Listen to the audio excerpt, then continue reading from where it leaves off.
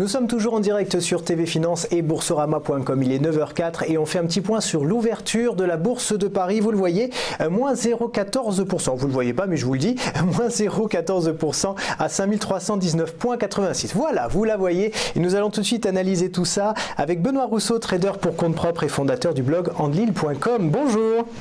Bonjour à vous. Alors, que vous inspire ce CAC 40 ce matin ?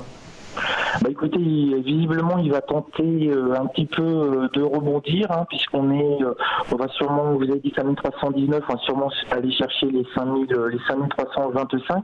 On est vraiment dans une zone de haute turbulence pour plusieurs raisons. Une raison qui est d'ordre, j'allais dire, technique. On est sur la dernière semaine du semestre, et donc la dernière semaine du mois de juin, on a pas mal de gérants qui vont nettoyer un petit peu leur portefeuille pour donner de bons résultats entre le 1er janvier et le 30 juin pour essayer de lever des fonds pour le second trimestre. Donc il y a un petit peu du nettoyage et on le voit, on se tape des bougies un petit peu bizarroïdes.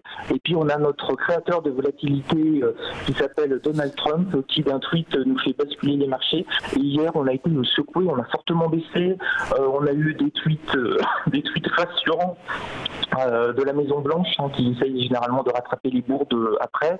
On s'est mis à voler, vraiment à rebondir de manière extrêmement forte, et puis on s'est remis à baisser. Et là, le CAC 40 va essayer de se maintenir et de reprendre peut-être un petit peu quelques couleurs. En tout cas, ce qui est intéressant de noter, c'est que si le CAC 40 baisse, lui aussi, il baisse quand même beaucoup moins que certains indices européens comme le DAX.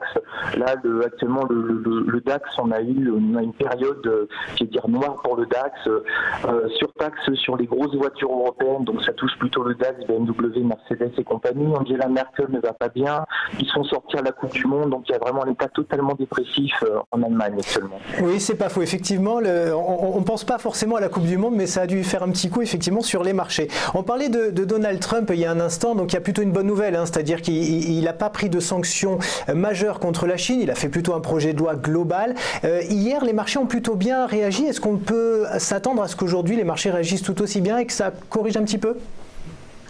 Écoutez, ce serait pas mal que le marché réagisse. En fait, si on simplifie, on baisse sur notamment les marchés américains depuis le 14-15 mai. On baisse quasiment de manière linéaire, liée à ces tensions entre guillemets de guerre commerciale créées par Donald Trump.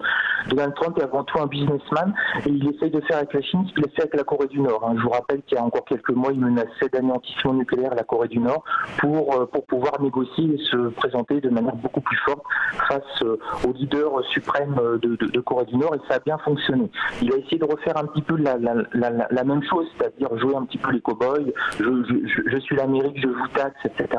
La seule différence, c'est qu'en face, il a la Chine et l'Union européenne. Alors l'Union européenne, on en parle très peu, mais ils ont été extrêmement intelligents, et eux, ils ont fait de la frappe chirurgicale, l'Union européenne. Ils ont pris les zones géographiques où l'électorat de Donald Trump est très forte, ils ont regardé les entreprises qu'il y avait et ils les ont taxées. Et on a l'exemple Harley-Davidson qui est l'exemple même des entreprises